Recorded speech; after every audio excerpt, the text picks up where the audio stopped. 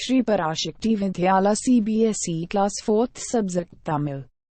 வணக்கம் மாணவர்களே, 4ஆம் வகுப்பு மாணவர்க்குரிய தமிழ் பாடப்பகுதியில் 7வது பாடல் வெற்றி வேர்க்கை அப்படிங்கிற ஒரு பாடலை பார்த்தோம்னாமா அதில் உள்ள கொஸ்டின் ஆன்சரை இப்போ பார்ப்போம்.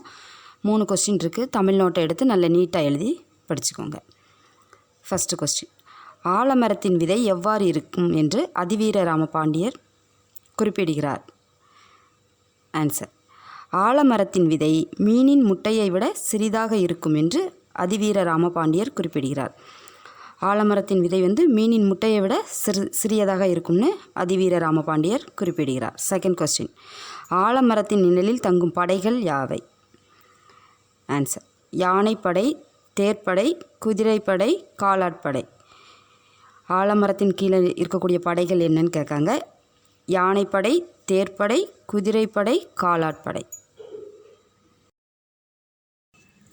தேர்ட் கொஸ்டின், இப்பாடலின் பொருள் எதனுடன் ஒப்பிட்டு கூறப்படுகிறது?